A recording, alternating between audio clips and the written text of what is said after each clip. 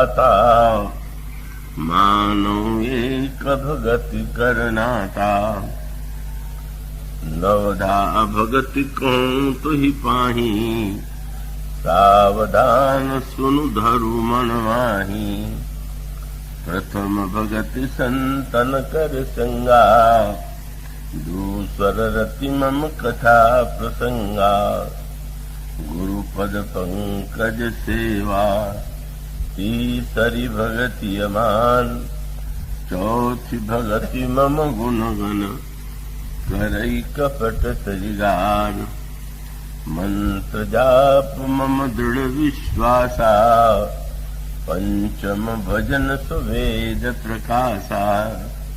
छठ दम शील विरति बहु कर्मा, निरत निरंतर सज्जन धर्मा।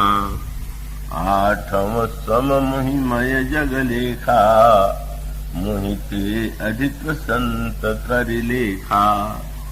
नवम सरल सब सन छलहीना, मम भरोसहि हर सन दीना। नवमहु जिनके एकहु होई, नारी पुरुष सचराचर कोई। सोई अतिशय प्रिय भामिनी मोरे, सकल प्रकार भगति दृढ़ तोरे। बहुत कथारसिक महानुभाव, भक्तिमती देवियों, आइए हम लोग अपने आप को उस वनस्थली में बैठा हुआ अनुभव करें, जहाँ पर प्रभु श्री रामभद्र भक्तिमयी शबरी को नवधा भक्ति का उपदेश दे रहे। प्रभु ने नवधा भक्ति का उपदेश देते हुए सर्वप्रथम सत्संग को ही वह स्थान दिया। वैसे नवधा भक्ति के दो रूपों का वर्णन मानस में भी है और अन्य ग्रंथों में भी है। एक श्लोक प्रसिद्ध है जिसमें नवधा भक्ति को इस रूप में रखा गया है, श्रवणम कीर्तनम विष्णु स्मरणम पाद सेवनम अर्चनम वंदनम दास्य सख्यमात्म निवेदनम। इस तरह से नवधा भक्ति का निरूपण किया गया है। और भगवान राम ने भी जब लक्ष्मण जी को नवधा भक्ति का उपदेश दिया तो यही जो 9 प्रकार की भक्ति हैं, जिसमें सर्वप्रथम श्रवण को स्थान दिया गया।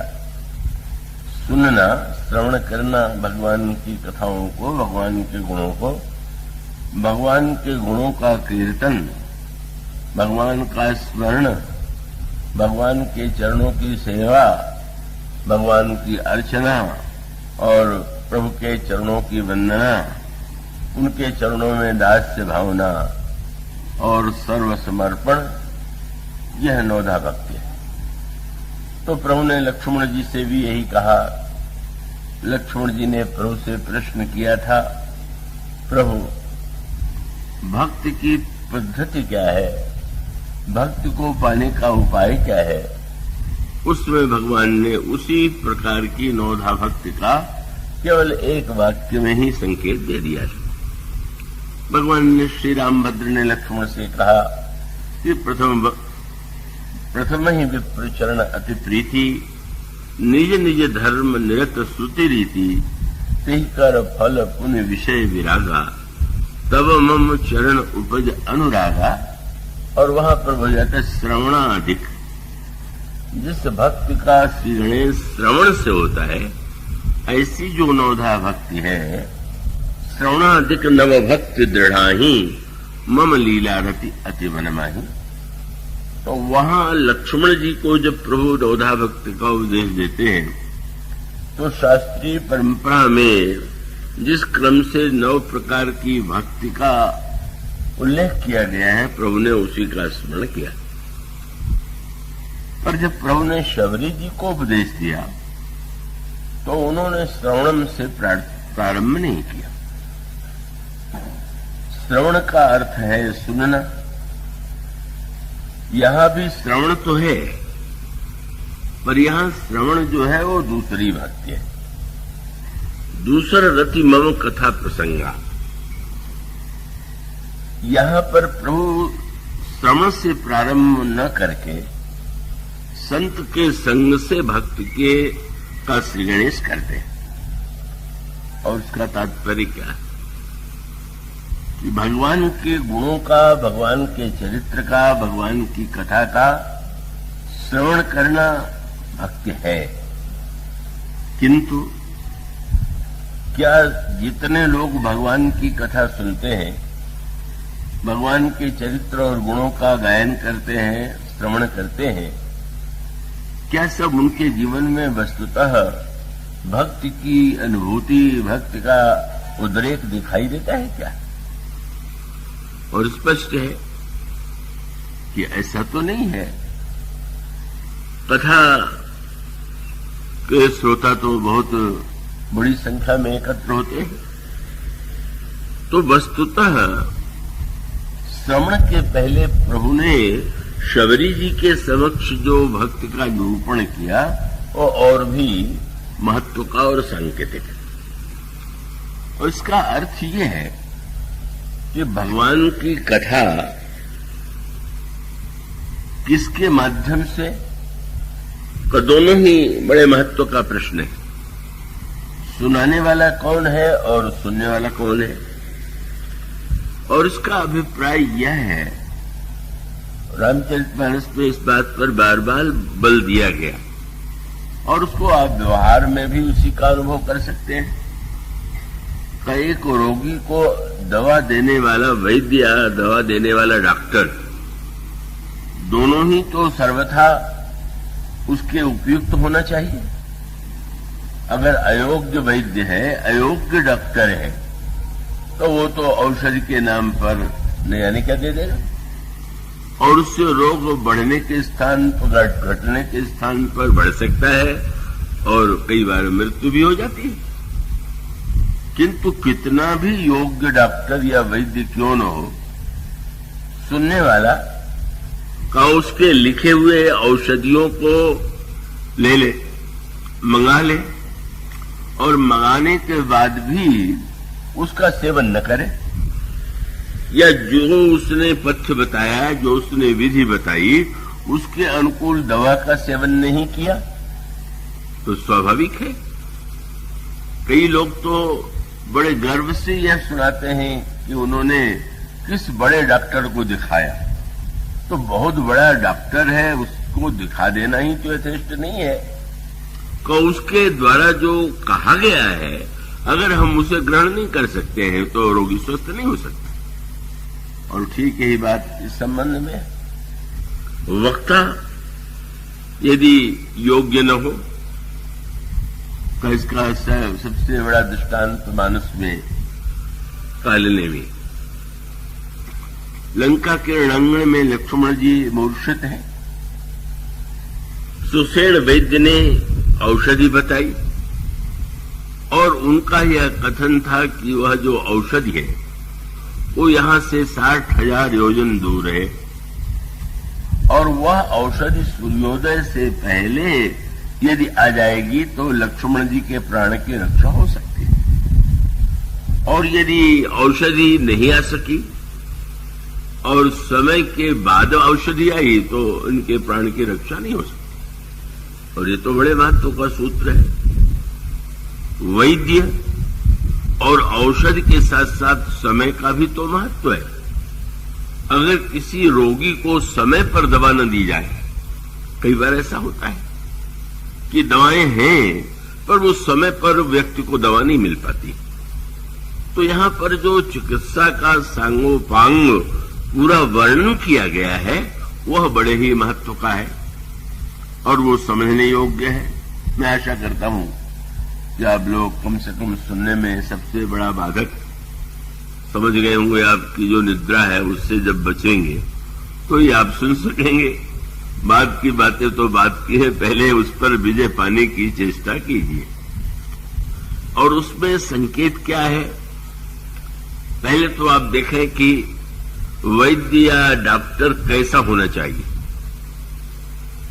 तो हमारे यहाँ एक बड़ी प्रसिद्ध उत्तर प्रदेश में गांव की कहावत है कि अगर रोगी को जो वस्तु पसंद है और भले ही वो कुपथ्य हो, पर रोगी को प्रसन्न करने के लिए या वैद्य उसी का समर्थन कर दे, तो कहावत है उत्तर प्रदेश में, जौने रोगी भावे तौने वैद्य बतावे। जो रोगी को अच्छा लगा वही वैद्य ने बता दिया। और सुंदरकांड में भी वर्णन आता है रावण के संदर्भ में, सचिव वैद्य गुरु तीन जो प्रिय बोलहि भय आस। मंत्री वैद्य और गुरु डर के मारे अगर सत्य न बोले, केवल प्रियवाणी कहे तो बोले राज धर्म तन तीन कर कोई वेगहीनास।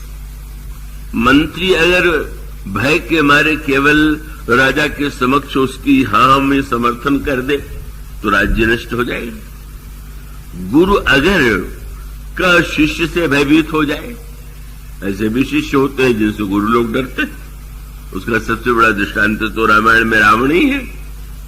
कहा वो रावण ने तो शंकर जी से कहा कि महाराज मैं तो आपका नित्य पूजन करना चाहता हूं, मेरी तो बड़ी भावना है, लेकिन आप जानते हैं कि मुझे इतने बड़े राज्य का संचालन करना रहता है और आप तो कैलाश में बैठे ही रहते हैं, तो न हो तो आप ही आके पूजा ले जाया करिए। अब जब कोई ऐसा शिष्य मिल जाए तो वे ब्रह्मा से कहा कि वेदों के प्रति तो मेरी बड़ी आस्था है, पर आप अन्यत्र वेद पाठ न करके अगर मेरी सभा में आकर के वेद पाठ करें तो कैसा रहेगा? गोस्वामी जी ने कवितावली रामायण में कहा कि ब्रह्मा जी वेद पाठ करते हैं रावण के नित्य, और रावण शंकर जी की नित्य पूजा करता है, पर एक शब्द जोड़ दिया गया, क्या? बोले वेद पढ़े विधि शंभु सभीत पूजावन रावण सो घरे आवे। तो स्वाभाविक रूप से अगर मंत्री प्रियवाणी बोल करके केवल उसे भ्रम में डालने की चेष्टा करेगा तो राज्य का नाश होगा। अगर वैद्य रोगी को जो प्रिय लगे वही बता देगा तो उसके शरीर का नाश हो जाएगा। और गुरु अगर भय के मारे धर्म की सच्ची व्याख्या न करे तो व्यक्ति के धर्म का विनाश हो जाएगा। सचिव वैद्य गुरु तीन जो प्रिय बोलहि भय आस, राज धर्म तन तीन कह कोई वेगही नाश। और कितनी बढ़िया बात कही गई, तीनों में से अगर एक एक हो तो तीन का नाश होता है। पर रावण की समस्या क्या है? सोई रावण कह बनी सहाई, अस्तुति करे सुनाई सुनाई। गोस्वामी जी ने कहा जिस समय रावण ने सुना कि लंका पर आक्रमण करने के लिए वह तपस्वी बंदरों की सेना लेकर के आ गया है, तो मंत्रियों से प्रश्न पूछा, आप लोग बताइए किस प्रकार से युद्ध किया जाएगा? तो उन लोगों ने क्या उत्तर दिया? बूझे वो सचिव उचित मत कहो तेज हंसे। रावण का प्रश्न सुनकर के हंसने लगे। महाराज आपके श्रीमुख से ऐसा प्रश्न शोभा देता है क्या?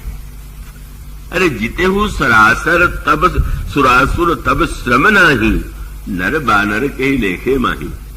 आपने काल को समस्त प्रकृति को हरा दिया, अब मनुष्य और बंदरों के लिए आप जिज्ञासा करते। सभा में ये कह रहे हैं और घर में जाकर के पत्नी से जब बातचीत करते हैं तब बोले निज निज गृह सब कर ही विचारा, नहीं निश्चर कुल के रोवारा। हनुमान जी लंका जाके जला के जा चुके हैं, अब वो कह रहे हैं कि जासु दूत बल बरन न जाई, कई आए पुर कौन भलाई। जिसके दूत ने लंका को जला करके नष्ट कर दिया वो जब आ जाएगा तो क्या होगा? भीतर ये है और बाहर ये।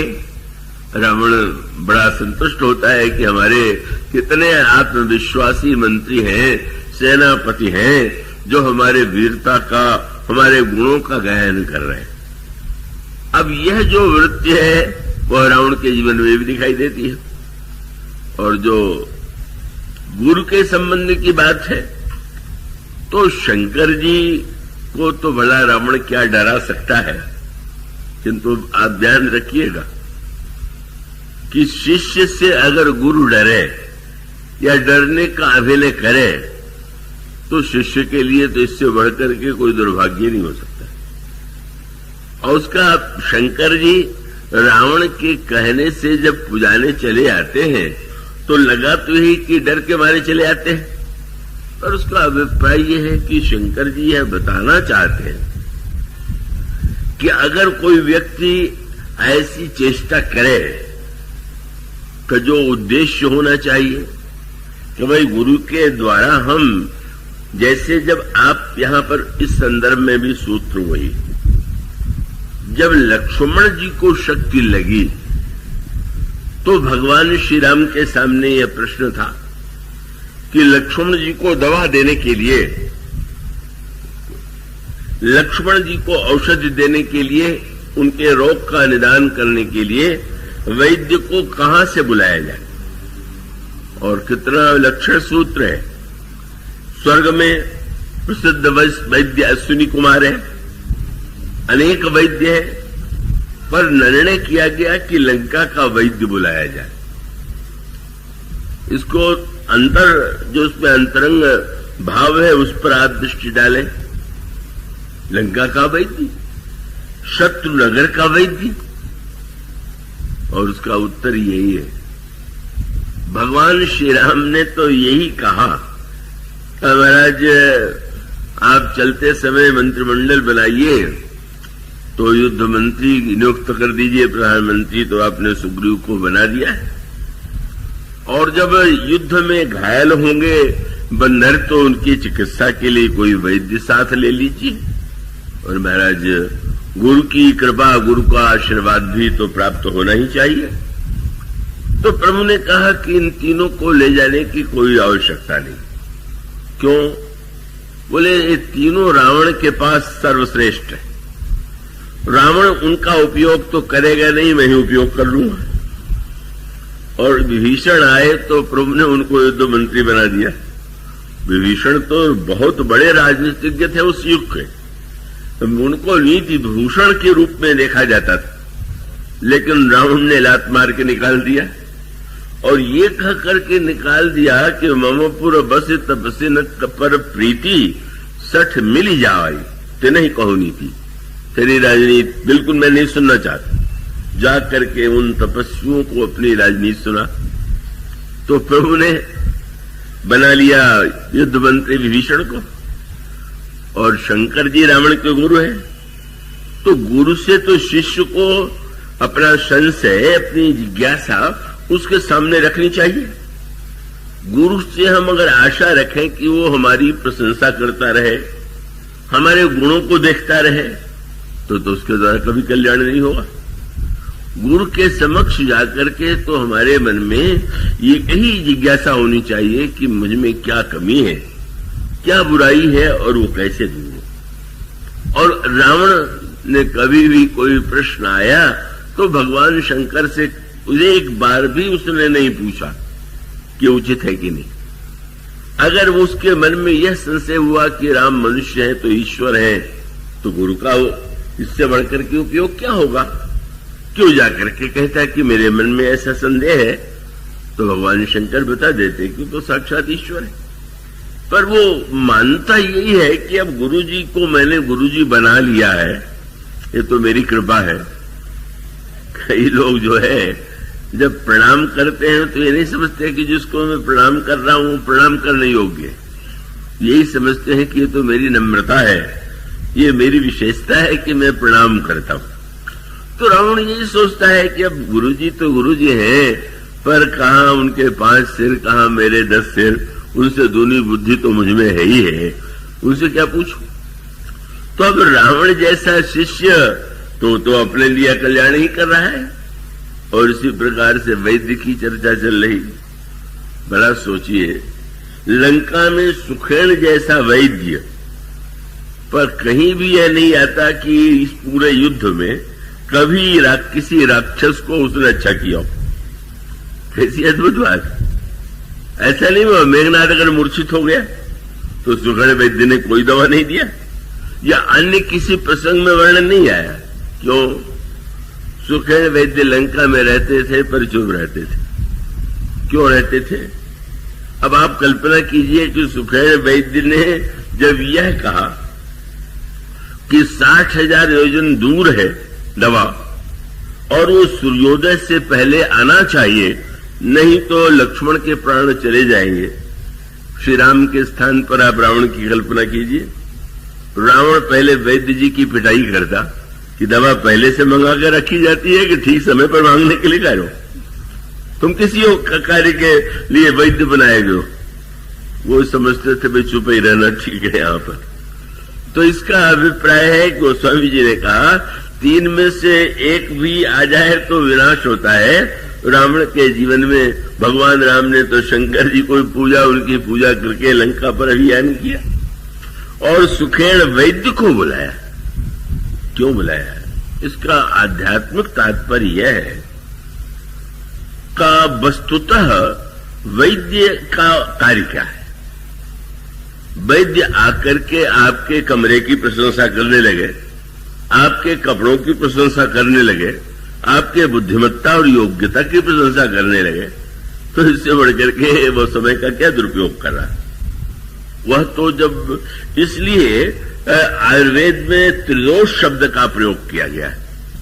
तो जो वैद्य होगा वो तो दोषज्ञ होगा और उसका कार्य रोगी की कमी को बताना है, रोगी की विशेषता नहीं। रोगी की रुचि का ध्यान नहीं रखना है, उसको रोगी के लिए जो उचित औषधि है वह देना है। वस्तुतः मानो आध्यात्मिक तात्पर्य यह था कि भगवान ने ये कहा कि भाई लंका में दोष दर्शन का बहुत स्वभाव और वो शत्रुनगर का वैद्य है और इतना होते हुए उससे हमें चिंतित नहीं होना चाहिए। और ये साधक के संदर्भ में अपनी प्रशंसा सबको प्रिय लगती है और कई लोगों को तो प्रशंसा की ऐसी भूख होती है कि सुरसा की तरह उनका मोह फैला जाता है। उनको तो हर क्षण प्रशंसा प्रशंसा ही चाहिए। तो ऐसी स्थिति में का यह जो संकेत है मानो यह है कि आध्यात्मिक साधना की दृष्टि से अगर हम चाहते हैं, लक्ष्मण मूर्तिमान वैराग्य है, उमा शंकर जी विस्तार से व्याख्या संभवतः करेंगे या जिस प्रसंग के दृष्टांत में कह रहे हैं वो शायद वो न पूरी बात कहें क्योंकि वो सुतीक्ष्ण जी का चरित्र कह रहे हैं। उसमें सूत्र यही है कि वैराग्य मूर्छित हो गया, काम का आक्रमण हुआ और वैराग्य मूर्छित हो गया। और वैराग्य को चैतन्य करने के लिए वैद्य बुलाया गया है। तो वैराग्य उत्पन्न दोष से होता है, गुण से नहीं होता। अगर किसी व्यक्ति में आपको गुण दिखाई दे, कहीं विशेषता दिखाई देगा तो उससे राग होगा, उससे वैराग्य नहीं होगा। इसलिए वैराग्य के लिए तो दोष दर्शन, इसलिए सुखेण जैसा वैद्य बुलाया गया है। लंका का रहने वाला वैद्य है। रावण कभी उसका उपयोग करता नहीं, पर वो सचमुच ऐसा वैद्य है। पर वो वैद्य आवे कैसे? तो अब हनुमान जी महाराज का तो क्या कहना है, वैद्य जी सो रहे हैं तो उनको घर सहित ले आए कि औषधालय भी साथ में चले, वैद्य भी चले, जो दवा देनी हो दे दे। वैद्य चैतन्य हुए, वैद्य भी बड़े महान। उनकी महानता क्या है कि रावण के नगर में होते हुए भी जब वो वैद्य के रूप में वो बोले तब उन्होंने ये ध्यान नहीं दिया कि मैं किसकी चिकित्सा कर रहा हूं। उसका अभिप्राय है कि जैसे का एक अच्छा व्यक्ति अगर घायल हो जाए और वो हॉस्पिटल में जाए, डॉक्टर के पास जाए, और एक बुरा व्यक्ति घायल होकर के अगर हॉस्पिटल में जाए तो योग्य डॉक्टर तो दोनों की चिकित्सा इस रूप में करेगा कि उसके सामने घायल है, वो अच्छा है कि बुरा है, किस तरह का व्यक्ति है वो उसकी भूमिका ले। मान लीजिए किसी व्यक्ति ने किसी का बड़ा घोर अपराध किया हो, पकड़ करके पुलिस उसको ले जाए डॉक्टर के पास, और डॉक्टर सोचा इतना बड़ा व्यक्ति है, बाद में इसको सजा तो मिलेगी, मैं ही क्यों न जहर दे करके इसको मुक्ति दे दूं। तो परिणाम क्या होगा? जहर दे देने के बाद उसको स्वयं भी जेल में जाना पड़ेगा। न्यायाधीश फांसी दे दे तो उसके लिए योग्यता की बात, मानो वो उसका कर्तव्य नहीं। तो सुखेड़ वैद्य की महानता है कि उनके मन में यह भावना नहीं है, यो तो अंतर हृदय में यूं कह सकते हैं कि भगवान राम की महिमा से वे परिचित हैं, किंतु इतना होते हुए भी उन्होंने जो उचित समझा वो कहा। और वही मूल सूत्र कि भगवान श्री राम ने सुना, भगवान राम के स्थान पर और अगर कोई सुनने वाला होता तो उसके अंतःकरण में, बुद्धि में एक ही बात पहले आती, यो हो ये तो बड़ी चालाकी से बचना चाहता है कि ऐसे दूर दवा बता दो, इतना समय बता दो कि न दवा आवे और न तो मुझे दवा देनी पड़े, और रावण भी अगर मुझसे पूछे तो मैं कह सकूं कि अरे मैंने तो टालने वाले के लिए ये सब कहा था। पर धन्य है प्रभु। और उसका अभिप्राय है कि गुरु ही वैद्य है, संत वैद्य है। पहले गोस्वामी जी ने कहा प्रथम भक्त संतन कर संगा, दूसरा रतिमम कथा प्रसंगा गुरुपद पंकज। अनेक संतों का संग किया और उसमें से किसी एक को गुरु के रूप में वर्ण किया, तो गुरु की वाणी पर वह विश्वास। एक क्षण के लिए भी प्रभु के मन में ये बात नहीं आई कि अरे ये तो चालाकी कर रहा है, ये तो बातें बना रहा है। नहीं नहीं, सदगुरु वैद वचन विश्वासा, संयम यह न विषय कयासा।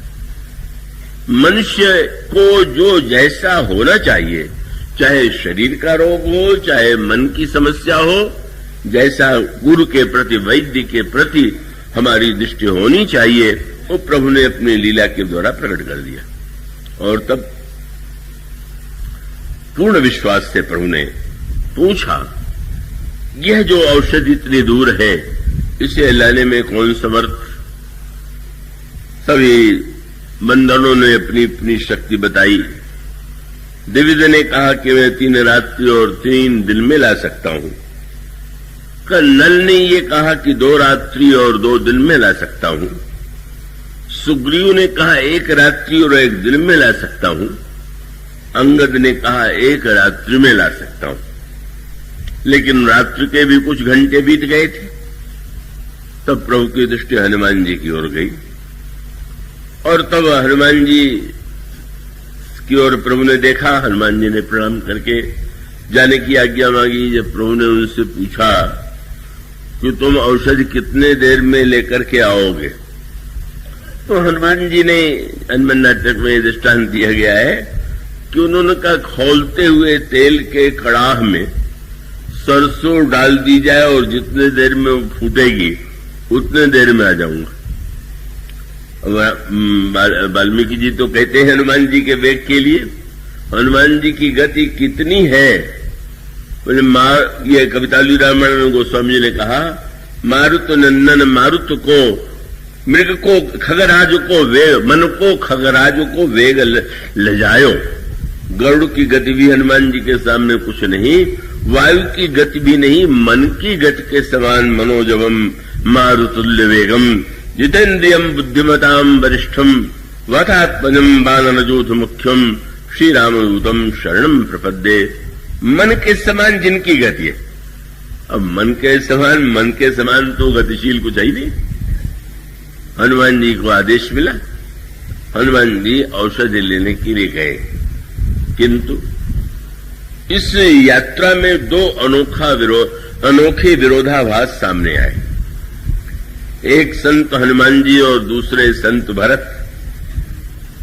तो जब हनुमान जी औषधि लेने के लिए चले तो मार्ग में जाते हुए उन्होंने देखा कि बड़ा सुंदर सरोवर है और आश्रम वहां पर है, और एक महात्मा जी बैठे हुए। हनुमान जी को लगा कि ये तो कोई बड़े अच्छे महात्मा है, बड़े समय पर मिल गए।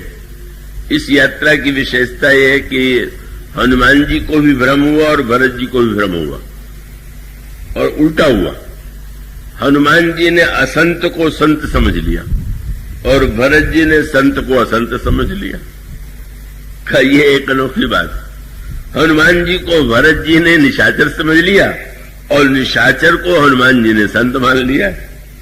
और तब मारुत सुत देखा शुभ आश्रम, मुनि बूझ जल पियऊं जाई श्रम।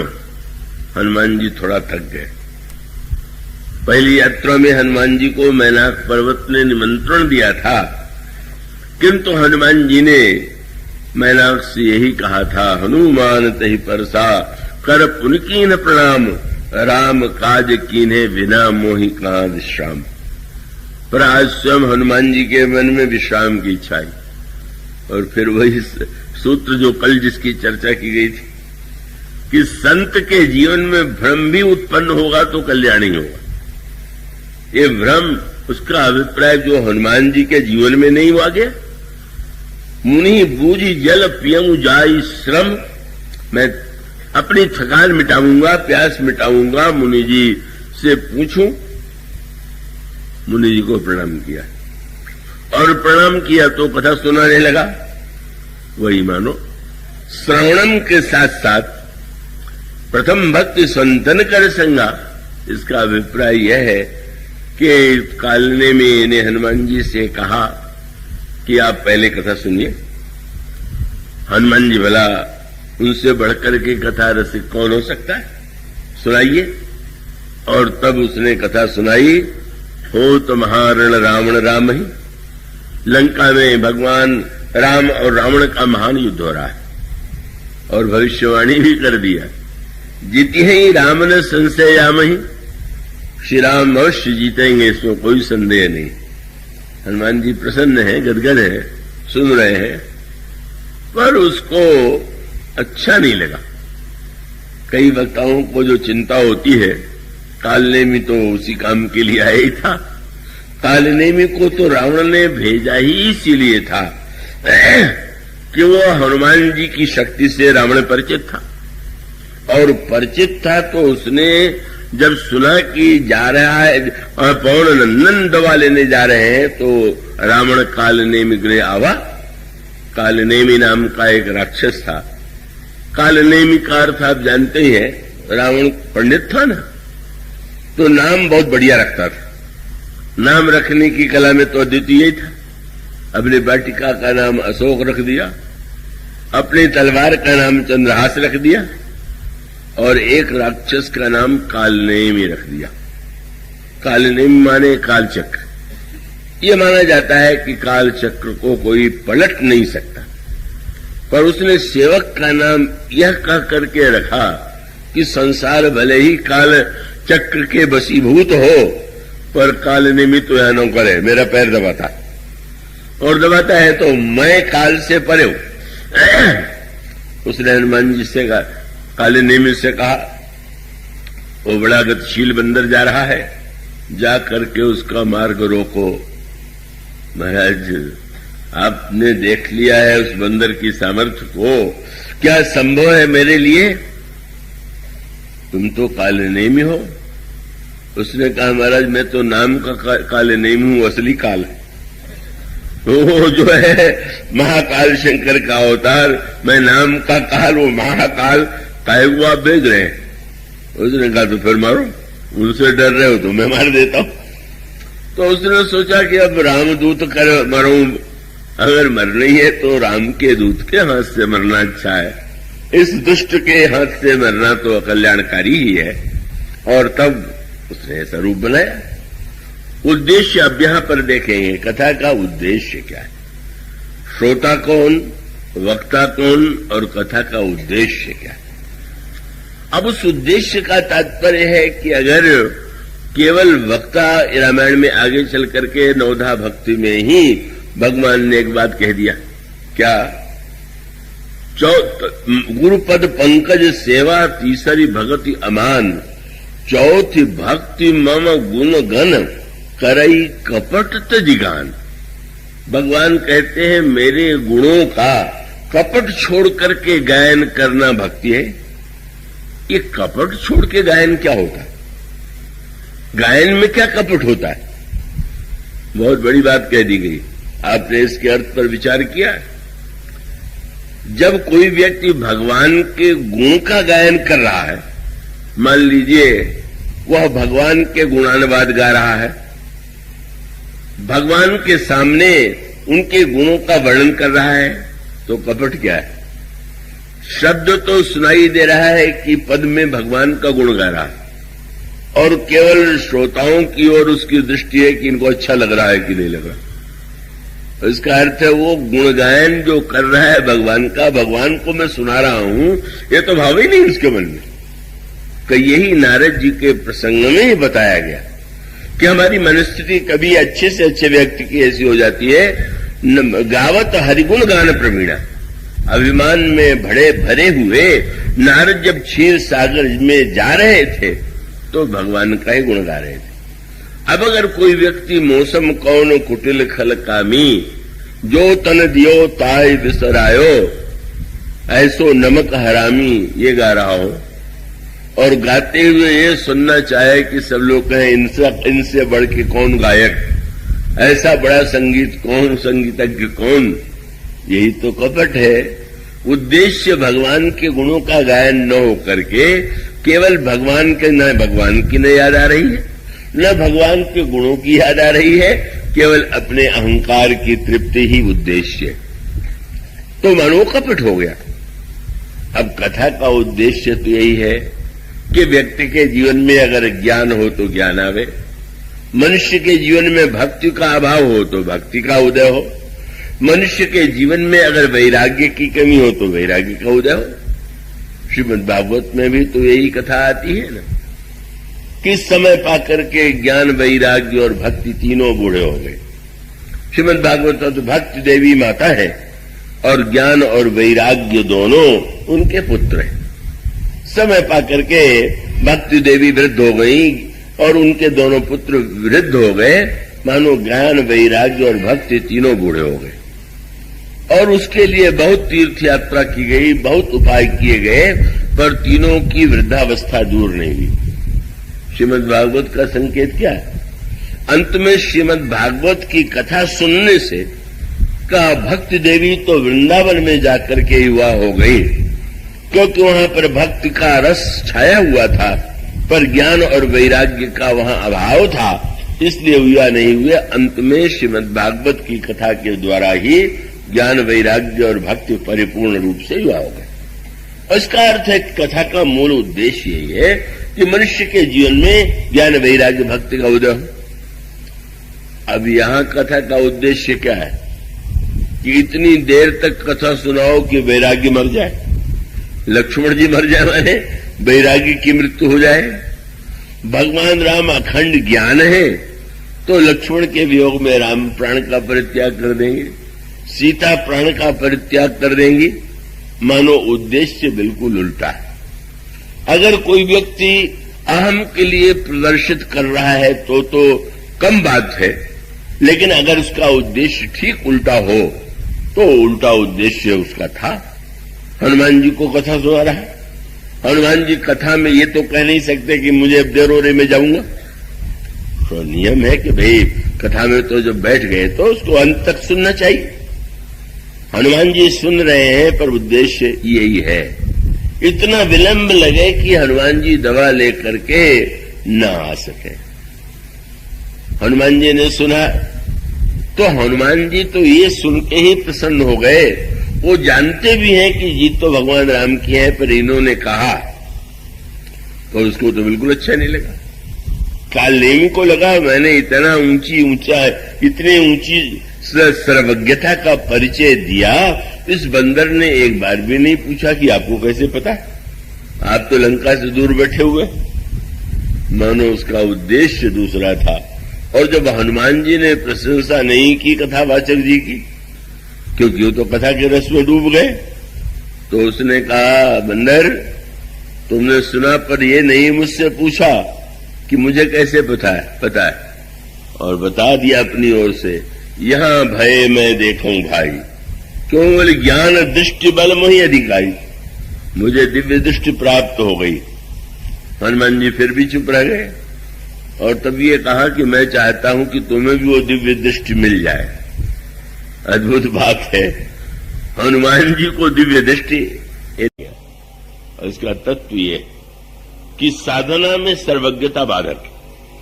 अगर साधक को सब कुछ पहले से ज्ञात हो जाए तो न व्याकुलता रह जाएगी, न व्यग्रता रह जाएगी, न उत्कंठा रह जाएगी, न साधना के प्रति उत्साह रह जाएगा। इसलिए हनुमान जी के चरित्र में सर्वत्र एक आपको यही लगेगा कि हनुमान जी ऐसा कुछ है। जब लंका में सीता जी को हनुमान जी नहीं ढूंढ पाते तो इसका अर्थ है कि उनकी सर्वज्ञता नहीं बताएगी। अब वो कह रहा है कि अब मुझसे दीक्षा ले लोगे तो मेरी तरह तुम भी सर्वज्ञ हो जाओगे। तुम बस जल्दी से स्नान करो और आकर के मुझसे दीक्षा ले लो, तुम्हें भी दिव्य दृष्टि मिल जाएगी।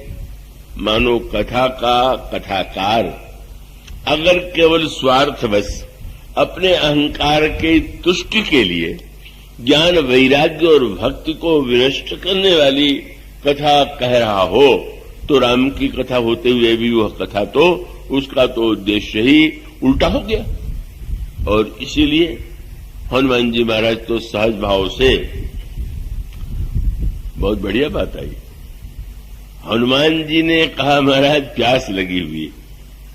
हनुमान जी अगर ये कहते कि महाराज आपने इतनी बढ़िया कथा सुनाई कि प्यास की याद ही नहीं रह गई और कथा सुनाई। शंकर जी ने पार्वती जी से पूछा, आपने पूछा मैंने कथा सुनाई, आपको तृप्ति तो हो गई? उन्होंने कहा महाराज नाथ तवानन सस्य श्रवत सुधा कथा कथा सुधा रघुवीर और श्रवण पुटन मन पान करी नहीं अघात मति धीर। इतना आनंद आता, पर उस रस में वस्तुतः उसकी कथा में वो रस ही नहीं था। और रस हो कहां से? आपने देखा होगा कथा में नित्य ध्यान की चर्चा चलती थी कल से, तो उसको जरा भिन्न क्रम दे दिया गया है। ध्यान का उद्देश्य क्या है? अगर वस्तुतः ध्यान करे, वैसे तो आप यही देखते हैं कि वक्ता ने आंख मूंद लिया, कोई श्लोक पढ़ रहा है या कोई ध्यान की बात कही गई, पर ध्यान का वस्तुतः उद्देश्य क्या है? और उसका अभिप्राय यह है कि जैसे शुद्ध घी में मैदे के द्वारा किसी ने बहुत बढ़िया जलेबी बनाई और ज्यों की त्यों परोस दे, तो कितना भी शुद्ध घी हो और कैसा भी वो हो, व्यक्ति को कोई आनंद नहीं आएगा। उसी को जब वो शीरे में डुबो देता है तो कितनी मिठास आ जाती है। शंकर जी जब पार्वती जी को कथा सुनाने लगे तो क्या शब्द है कि शंकर जी ने नेत्र मूंद करके ध्यान किया। ध्यान क्यों किया? बोले मगन ध्यान रस। ध्यान माने वह रस है जिन भगवान का चरित्र, भगवान का गुणानुवाद वक्ता कह रहा है, पहले उस रस में स्वयं डूब जाए। ध्यान के द्वारा भगवान के गुणानुवाद का जब वो सुनावेगा तो रस की वृद्धि करेगा। और अगर वो स्वयं नहीं डूबा हुआ है, रस का अभाव है, तो आनंद नहीं आ सकता है। तो ये तो शुद्ध कपटी स्वार्थी, यहां तो न शुद्ध घी था न शुद्ध मैदा था, यहां तो जो कुछ था वो नकली ही नकली था, अशुद्ध ही अशुद्ध था, मिठास थी नहीं। इसलिए हनुमान जी का बस ध्यान तो प्यास पर, महाराज प्यास लगा हुआ है, तो उसने तुरंत कमंडल उठा के दिया, लो सुन लो, पी लो और कथा सुनो। महाराज इतने कमंडल के जल से तो मेरी प्यास बुझेगी नहीं। निराश हुआ, अच्छा जाओ सरोवर में स्नान कर लो, जल पी लो, तब आओगे, तब तुम्हें मैं दीक्षा दूंगा। यह जो मानो संकेत यह है कि काल नेमी के रूप में जब व्यक्ति का ठीक ऐसी बात कहे कि उसको सुन करके व्यक्ति के जीवन में अहंकार काम क्रोध लोभ की वृद्धि हो, स्वार्थ का समर्थन हो, तो वो कथा न रह करके अगर श्रवणम ही भक्ति मान लिया जाए तो उसका अर्थ है कि सुनाने वाला जो कुछ सुना दे रहा है, जिस भावना से सुना रहा है, वैसा भाव व्यक्ति के अंदर में बैठेगा। इसीलिए संकेत आता है भ्रम तो प्रभु ने जानबूझ करके हनुमान जी के हृदय में आ जाने दिया था। क्यों? कालनेमी का भी तो कल्याण करना था। तो ये अगर न होता, सीधे चले जाते तो कालनेमी तो बैठे ही रह जाता। पर प्रभु ने मानो कहा और बहुत सुंदर बात कह दिया कि संत का ज्ञान तो महान होता ही है, पर संत का भ्रम भी महान होता है, क्योंकि उसका भ्रम नहीं होता है, भगवान भी उसके हृदय में भ्रम उत्पन्न करते हैं। भ्रम उत्पन्न करते हैं, यही प्रभु ने कर दिया। और भ्रम तो उत्पन्न हो गया। हनुमान जी सरोवर में गए, स्नान करने लगे, और तब प्रभु ने बड़ा कौतुक किया। उस जल में एक थी मगर की पत्नी मगरी। उसने हनुमान जी के पैरों को पकड़ लिया। मगर जब पकड़ता है तो बहुधा पैर पकड़ता है और फिर जिसको पकड़ता है उसको निगल जाता है, ऐसा देखा जाता है। तो उसने जब पैर पकड़ा तो हनुमान जी ने जब प्रहार करने चले तो मकरी ने कहा, महाराज प्रणाम करने पर आशीर्वाद देना चाहिए कि मारना चाहिए? तो तुम जैसा प्रणाम करने वाला जो प्रणाम के बहाने खाने की चेष्टा करे उसको तो मारना ही पड़ेगा। तो महाराज जैसे मेरा प्रणाम नकली, वैसे वो नकली गुरु है, आप ठीक ध्यान रखिएगा। कथा सुना दिया और वो दीक्षा देने के लिए कह दिया, श्री राम की विजय होगी ये सुना दिया। बस हनुमान जी समझ गए। और जब वो निकले और आकर के पहले यही कहा कि आप दीक्षा देने वाले थे तो पहले हम दक्षिणा दे रहे हैं आपको, फिर दीक्षा दीजिएगा। वो समझी ने कहा, पूर्व दक्षिणा लेहू, पाछे हम ही मंत्र तुम देहू, सिर लंगूर लपेट पछारा, और निज तनु प्रगटे से मरती बारा। हनुमान जी ने लंगूर के द्वारा उसको उठा करके जब पटक दिया तो उसका कपट छूट गया। मानो हनुमान जी जैसे संत भक्त ने का वो जो कपट था उसको विनष्ट कर दिया। वो अंत में उसको कल्याण में धाम प्राप्त हो गया। इसलिए मानो संकेत यह है कि कथा श्रवण के पहले भगवान राम जब ये कहते हैं कि नहीं, प्रथम भक्ति संतन कर संगा, दूसर रतिमम कथा प्रसंगा, तो भगवान का अभिप्राय है कि अगर सुनाने वाला सद्वृत्ति का न हो, संत वृत्ति का न हो, तो स्वाभाविक रूप से उसका प्रभाव श्रोता के हृदय में या तो विपरीत पड़ेगा या तो नहीं पड़ेगा। इसलिए नवधा भक्ति के उस क्रम में मूलतः ये अंतर है। और यह जो श्रवण है यह तो मानो जो संत है, और इसके लिए दृष्टांत दिया गया, राम सिंधु घन सज्जन धीरा। ये कहा गया कि वेद पुराण उदधि घन साधु। संत क्या है? वेद पुराण समुद्र है और संत मेघ है। और इसका अर्थ है कि आप में से बहुत कम ऐसे लोग होंगे कि जिन्होंने समुद्र को देखा हो, पर बादल तो आप सबने देखा होगा। मानो ईश्वर भले ही न दिखाई देता हो सबको, लेकिन जैसे मेघ समुद्र से ही जल ले आकर के वर्षा करता है, अपितु जब वो समुद्र से जल ले आकर के वर्षा करता है तो समुद्र के पास जाकर के जल पीने में तो खारेपन का ही अनुभव होगा का वो वहां तो उसके जल में मिठास ही मिठास है। मेघ के जल में मानो संत चाहे भगवान समुद्र है, चाहे वेद पुराण समुद्र है, तो भक्त जो है, संत जो है, उनके गुणों की ही वर्षा करता है। संत वह नहीं है जो अपने गुणों की वर्षा करे, संत वह है जो भगवान के गुणों की वर्षा करे।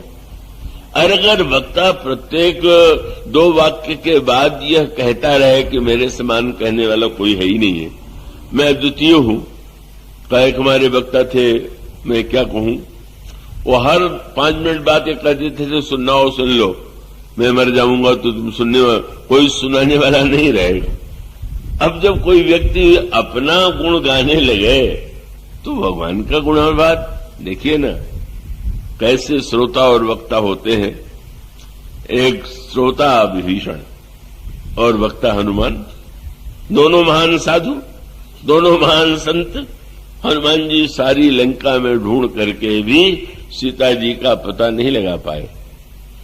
हनुमान जी मानो बताना चाहते थे कि भगवान की भक्त को पाने के लिए पुरुषार्थ से काम नहीं बनेगा, क्योंकि एक बात रामायण में स्पष्ट कह दी गई, भगत तात अनुपम सुख मूला। भगवान नाम ने घोषणा कर दिया, मिले ही जो संत हो ही अनुकूला।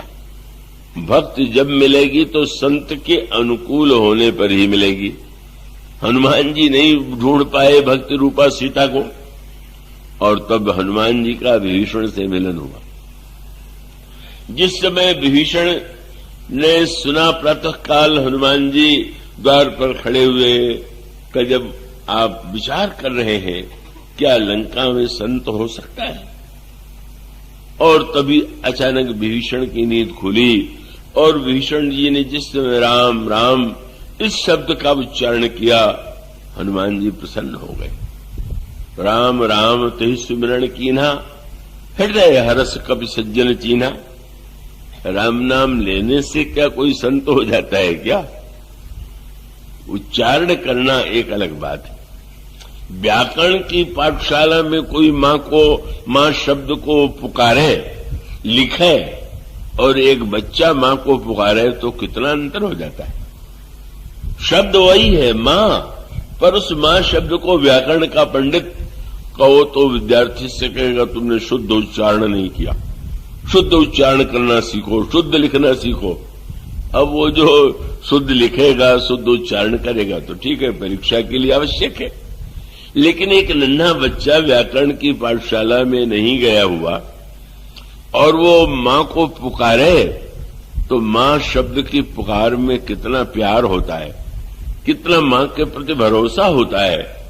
उसके स्वर में जो मिठास होगी, क्या किसी दूसरे व्यक्ति के मुख से, कितना भी बड़ा व्याकरण पंडित क्यों न हो, मां शब्द के उच्चारण में वह रस आ ही नहीं सकता। तो ये जो रस है, ये रस तो वस्तुतः शब्द में ही नहीं होता है। इसीलिए किसी ने गोस्वामी से कहा कि आपने संस्कृत विद्वान होते हुए भी ये गांव की भाषा में कथा क्यों लिख डाला? अगर आप संस्कृत में लिखते तो आपकी महिमा बढ़ती कि तुलसीदास जी बड़े भारी संस्कृत के विद्वान हैं। तो उन्होंने ये उत्तर दिया, अरे भाई, भाषा से भगवान को प्रसन्न किया जाएगा क्या? और तब उनका वो दो दोहावली रामायण में जो उन्होंने कहा का भाषा का संस्कृत, प्रेम चाहिए सांच। अरे काम जो आवे कामरी, तो काले करे कमाच। पश्मीने का दाम आजकल तो इतना अंधाधुंध है कि उसकी कल्पना भी लोगों के लिए कठिन है। 1 लाख रुपए का कोई पश्मीना ओढ़ने का हो सकता है, साधारण व्यक्ति तो बेचारा उसे बिल्कुल गप मानेगा, ऐसा होता है। पर गोस्वामी जी ने बड़ी मीठी बात कही, किसी को जाड़ा लग रहा हो और वो कहे कि नहीं हम तो जब ओढ़ेंगे तो पश्मीने ओढ़ेंगे, तो मूर्ख है। अरे काम जो आवे कामरी, अगर कंबल से आपका जाड़ा मिट सकता है तो पश्मीने के चक्कर में क्यों पड़ रहे हैं? भाषा माने भाषा एक माध्यम है, वस्तुतः तो मुख्यतः प्रेम की है, और वह प्रेम जहां पर है। इसलिए गोस्वामी जी से किसी ने जब कहा कि राम नाम की बड़ी महिमा गाई गई, पर हमें तो उतना मिठास का अनुभव नहीं होता, तो गोस्वामी जी ने कहा कि भाई जरा इसमें चीनी मिला लो। चीनी कौन सा है? बोले राम नाम मोदक। राम नाम जो है वो तो बेसन का बना हुआ, घी का बना हुआ लड्डू है, लेकिन मिठास कब आवेगी? तो राम नाम मोदक स्नेह सुधा पागी है, तो पाई परितोष तू न द्वार द्वार बागी। जब प्रेम का मिठास तुम इस राम नाम के मोदक में लोगे तब तुम्हें तृप्त का अनुभव होगा। बड़ी प्रसिद्ध बात कही जाती है, गोस्वामी जी और सूरदास जी का जब पहला मिलन हुआ तो बड़ा अनोखा था। गोस्वामी जी वृंदावन की यात्रा में गए हुए थे, सूरदास जी महाराज के विषय में सुना तो पहुंच गए, और जाते ही तुलसीदास जी ने उच्च स्वर में कहा, सूरदास जी महाराज जय सिया राम। सूरदास जी ने कहा आइए गोस्वामी तुलसीदास, कभी मिले ही नहीं थे। लोगों को आश्चर्य हुआ कि कभी देखा नहीं, कभी मिले नहीं, ये कैसे कह दिया कि आइए तुलसीदास जी? पूछ दिया किसी ने कि महाराज आपने ये कैसे जान लिया कि गोस्वामी तुलसीदास? उनका इस युग में श्री राम का ऐसा मीठा उच्चारण तुलसी को छोड़ के कौन कर सकता? इतना प्यार कौश ब्रज में आकर के भी जिस रस से उन्होंने उच्चारण किया हुआ, तो मानो यह संकेत है, रस है। और इसीलिए गोस्वामी जी ने कहा, जब भीषण जी ने राम राम ते सुमिरन कीना, तो हृदय हरस कपि सज्जन चीना। समझ गए? ऐसी मिठास, इतने प्यार से लंका में राम नाम का स्मरण करने वाला कोई संत ही होगा। और तब सोचने लगे, इनसे परिचय करूं, अगर ये न करना चाहे। हनुमान जी कहते हैं कि ना ना, मैं इनसे जबरदस्ती मिलूंगा, हठ पूर्वक मिलूंगा। किसी से मिलिए हठ पूर्वक तो रुष्ट हो जाएगा। हनुमान जी ने कहा कि अगर रुष्ट भी हो जाए तो मैं मिलूंगा। क्यों? बोले, यही सन हठ करी हूं पहचानी, साधुत्व होई न कार जहानी। संत का एक ही लक्षण है कि उससे कोई काम बिगड़ ही नहीं सकता। क्रोध में भी आवे तो भी नहीं बिगड़ेगा। किसी तरह से साधुत्व होई न कार जहानी, बस ये विश्वास। और तब हनुमान जी ने विप्रदूप धरि वचन सुनाए, सुनत विभीषण उठी तह आए। हनुमान जी ने उत्तर में जब राम नाम का फिर से उच्चारण किया, विभीषण जी आकर के देखते हैं द्वार पर ब्राह्मण देवता खड़े हैं। और तब देखते ही बड़ा सुंदर वाक्य आता है। उन्होंने कहा कि आप दो में से एक ही हो सकते हैं, और कि तुम राम दीन अनुरागी, आयहु कर्ण मोहि बड़भागी। या तो आप साक्षात भगवान राम, और कि तुम हरिदासन मह कोई। या तो आप हरि के दास है या भगवान है। बहुत बढ़िया बात कह दी गई, संत का लक्षण आ गया। क्या? कि देखिए, हनुमान जी पवन के पुत्र हैं, और संत की तुलना मेघ से की, वायु से की गई। तो वायु का गुण क्या है?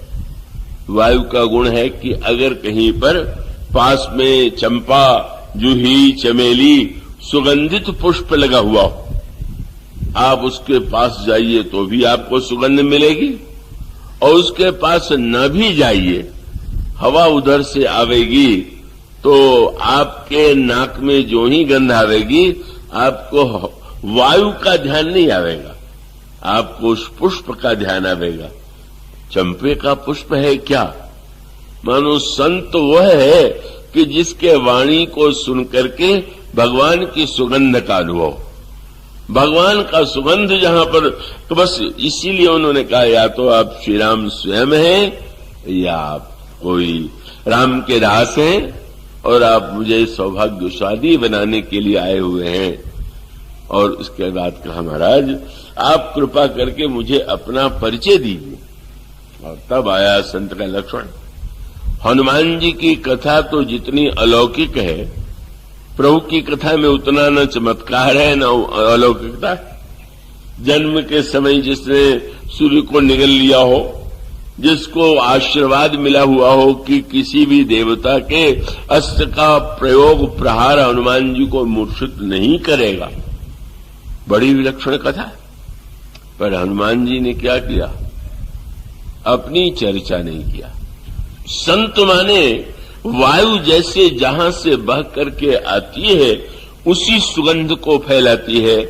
इसी प्रकार से जब कोई संत आता है वह भगवान के निकट से आया हुआ है, और तब उसके वाणी से, हनुमान जी से भी उन्होंने कहा अपनी कथा सुनाइए। राम कथा में व्यक्ति अपनी कथा सुनाने लगे, और यहां जब पूछ रहा है सामने वाला अपनी कथा सुनाइए, तब हनुमंत कही सब राम कथा। उन्होंने कहा मेरी कौन सी कथा? बंदर की क्या कथा होती है?